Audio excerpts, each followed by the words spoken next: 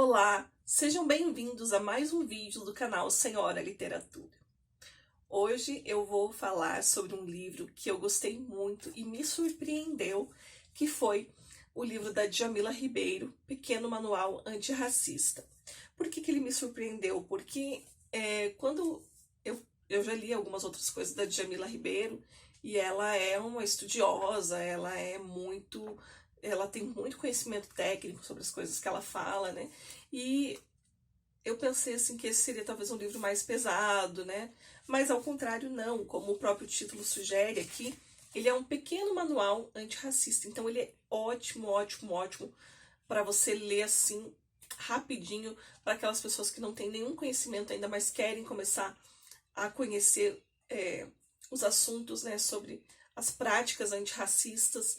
Então foi um livro que me surpreendeu por tratar desse tema de uma maneira muito simples, porém com toda a profundidade que o tema merece, mas de uma forma muito fácil, né, de entender. Então, olha só, fica já desde o começo aqui a dica, né? Se você quer começar a se inteirar sobre esse assunto que é muito importante, super pertinente aí, sobre as questões antirracistas, sobre práticas antirracistas, você precisa ler esse pequeno manual da Djamila, porque ele é super didático e tenho certeza que você vai aprender muito, muito, muito. Então, vou começar aqui mostrando para vocês, né, para quem não conhece, a Djamila Ribeiro. Então, como eu falei, ela é uma grande teórica, né, sobre essas questões. Ela é mestre em filosofia política pela Universidade Federal de São Paulo, foi secretária adjunta de Direitos Humanos de São Paulo em 2016, é ativista, vem fazendo um grande debate público sobre o feminismo negro, forte atuação nas redes sociais. Ela também já deu palestras em muitos lugares importantes, como a ONU, em Nova York, né? Conferências de Harvard, de Oxford. Ela é colunista da revista e do site da Carta Capital. Foi apresentadora da temporada 2017 sobre direitos humanos e programa Entrevista no canal Futura. Então é uma mulher aí com muita experiência, com muita coisa boa para nos ensinar. E o que eu achei interessante, então, também, ele é um livro pequeno, tá? É um manualzinho mesmo, olha, é do tamanho da minha mão, um livro de bolso, né? Você pode levar ele para qualquer lugar, você pode presentear as pessoas. Ele tem um preço super acessível também, tá? E ele é dividido em pequenos capítulos, que são bem curtinhos. Eu fiz aqui um pequeno resumo, vou colar aqui da minha folhinha, porque cada um desses capítulos, ele traz coisas bem interessantes pra gente. Então, a gente tem ali, né, uma pequena introdução sobre o tema, e aí temos o capítulo falando informe-se sobre o racismo. Então, aqui a Djamila vai trazer toda a questão, onde ela vai falar da questão do racismo estrutural no Brasil. O que isso significa, né? Significa que a nossa sociedade, infelizmente, ela foi estruturada em cima dessas práticas racistas, né? Nós somos por muitos anos um país onde havia um grande tráfico de escravos. Então, tudo isso gera consequências até hoje na nossa sociedade, né? Nós vivemos um sistema ainda de opressão que nega direitos, que nega muitas coisas, principalmente aos descendentes desses escravos, né, dessas pessoas que foram escravizadas, essa é a palavra correta, né? E nós temos, então, a partir disso, né, que adotar, não basta dizermos eu não sou racista, porque nossa sociedade foi estruturada com uma base, né, no racismo, então é muito difícil nós nos dissociarmos disso. Né? Muitas vezes nós temos atitudes racistas sem perceber, sem notar, sem saber que estamos sendo racistas. Por isso a Djamila bate muito na tecla de que a nossa inação, ela contribui muitas vezes para a opressão. Porque às vezes, eu não sou racista, mas beleza, eu continuo vivendo, né, minha vidinha, também não faço nada para mudar isso. Então ela fala que nós devemos ir além, né? Nós temos que começar a adotar práticas antirracistas e nos posicionarmos, termos essa postura antirracista, né? Outra coisa que a Djamila traz aqui, ela fala, enxergue a negritude. E aí é muito interessante que ela traz o começo da vida escolar dela, né? E ela traz até uma fala de outra pensadora que fala, né, que ela se sentiu da mesma forma. Quando ela começou a ir para a escola, ela não se descobriu negra, ela foi acusada de ser negra. Né? Essa é uma das outras consequências do racismo estrutural na nossa sociedade, é o racismo institucional também dentro das escolas. Né? Então as crianças negras, elas vivem diversas situações de violência todos os dias, desde a falta de representação nos livros didáticos, desde os preconceitos mesmos arraigados na nossa sociedade, né? E nós precisamos, então, começar a pensar em soluções, né? Para que tire essa realidade que às vezes é tão camuflada ali naquele discurso de somos todos iguais, aqui na escola, né, todo mundo é tratado igual, mas na verdade essa homogeneidade, ela não existe, né? Nós somos diversos e precisamos debater sobre isso e tirar essa questão da invisibilidade, né? Porque muitas vezes quando a gente quer deixar isso invisível, é muito pior. Nós precisamos trazer esse debate, né, sobre as questões raciais, sobre as questões de racismo, de preconceito, né? E aí ela fala também, reconheça os privilégios da branquitude. Então uma coisa que a Djamila trabalha muito também é com a questão do lugar de fala, né? Até vou mostrar aqui um outro livro dela, que é justamente com esse tema, né, lugar de fala. E ela vai dizer então que as pessoas, elas estão, né, em locos sociais diferentes. De que ponto você parte, né, para pensar e existir no mundo? Por exemplo, uma pessoa negra, uma mulher, um homem, uma pessoa branca, um homem branco, heterossexual, né? Cada um está num ponto e cada um está num locus social diferente, né? Alguns com mais privilégios do que outros. Então a gente precisa reconhecer isso, perceber e questionar a ausência das pessoas negras nos espaços de poder. Também ela fala muito assim que nós precisamos tomar alguma atitude para mudar isso. A responsabilidade, ela deve nos levar à ação. E o racismo foi inventado pela branquitude. Então, como criadora disso, a branquitude precisa se responsabilizar por isso, né? E ela fala também, perceba o racismo internalizado em você. Então, ela diz que nós precisamos compreender o racismo como um sistema que estrutura a sociedade. Foi aquilo que eu falei no começo. Que o silêncio é cúmplice da violência, que nós não podemos nos silenciar e não podemos rir junto quando as pessoas fazem piadinhas racistas, né? Ou muitas vezes na nossa própria fala nós usamos expressões que são racistas. E atitudes simples podem ajudar as novas gerações. Nós temos aí diversas leis já que nos ajudam a trabalhar com isso. Por exemplo, a Lei 10.639 de 2003, que fala muito, né, da educação das relações étnico-raciais, que precisam ser trabalhadas nas escolas, nas instituições de ensino. Ela fala também, né, apoie as políticas educacionais afirmativas.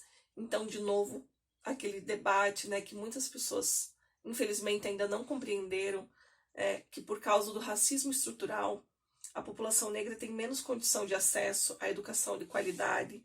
Então, muitas pessoas que ainda não entenderam a questão das cotas raciais, né, nas universidades, nas escolas.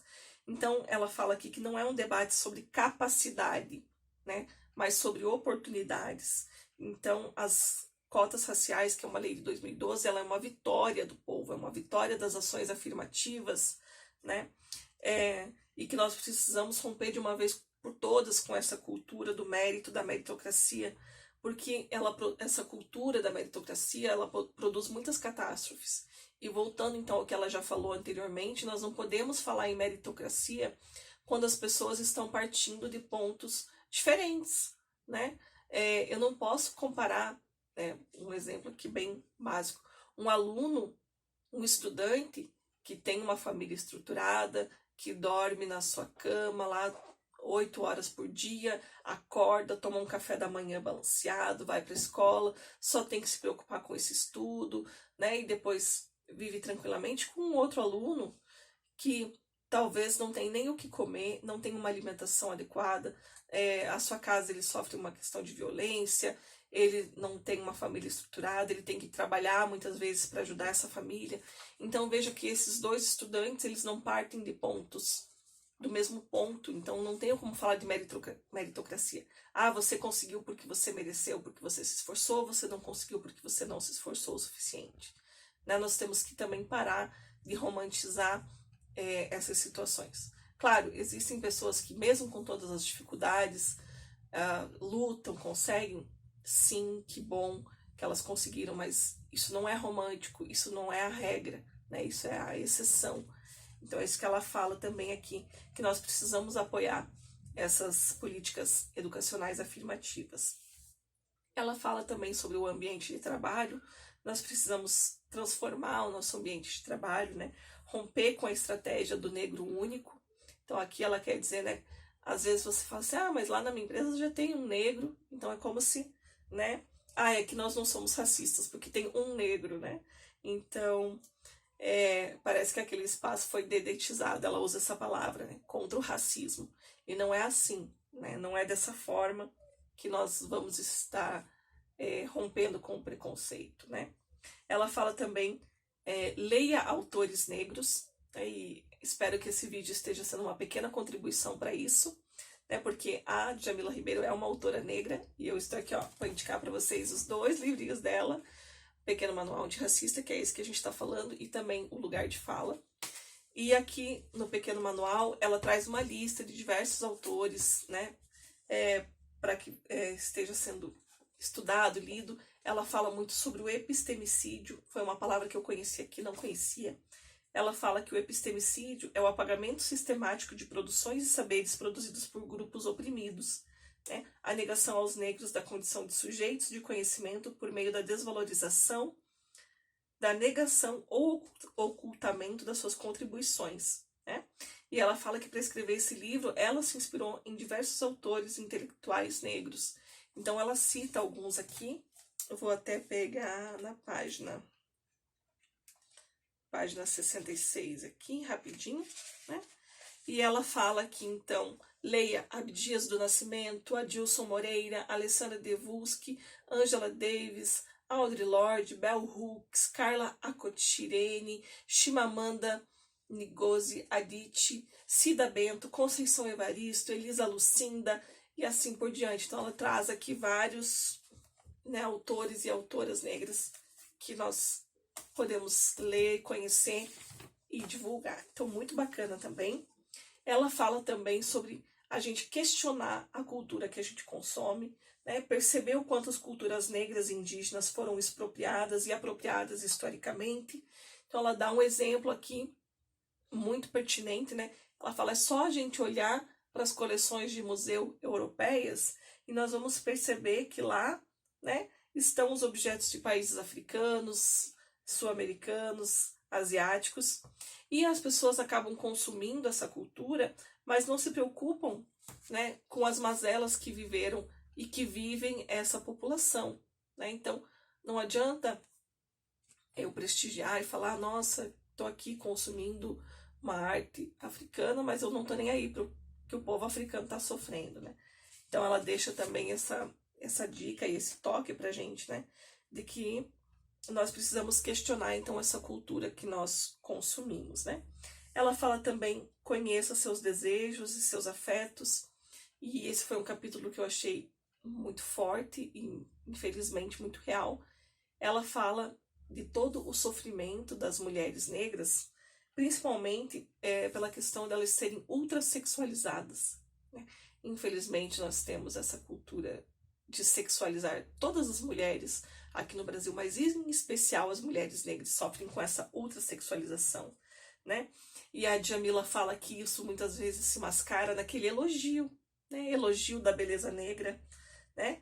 Mas que não é um elogio, é uma importunação. Muitas vezes as mulheres negras são tocadas sem a permissão, são invadidas, né? São importunadas.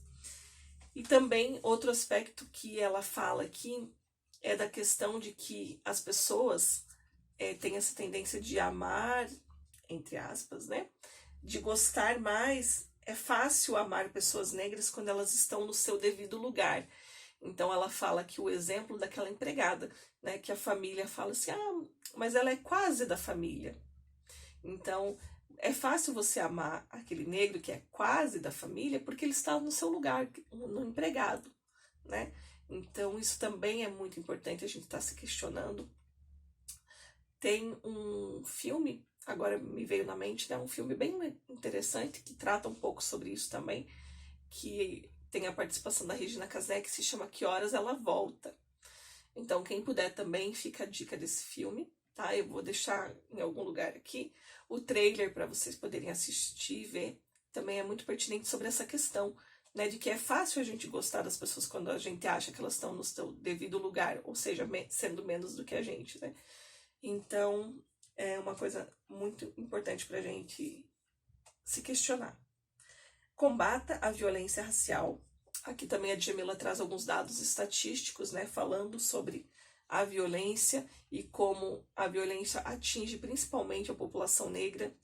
Ela fala aqui que entre 2007 e 2018, 553 mil pessoas foram assassinadas no Brasil. Esse número é um número maior do que da Síria, que é um país que vive em guerra, né? E que a vítima preferencial dessa violência são os negros, né? A pele negra. Então, segundo dados que ela traz aqui da Anistia Internacional, a cada 23 minutos um jovem negro é assassinado no Brasil. Então é muita coisa e não está certo. Precisamos também, né, nos questionar e combater essa violência, e principalmente essa violência racial, né? Porque sabemos que os jovens negros estão morrendo muito mais. E aí, por último, a Djamila traz aqui, sejamos todos antirracistas, que inclusive vai culminar aqui, né, com o título dela, o livro Pequeno Manual Antirracista.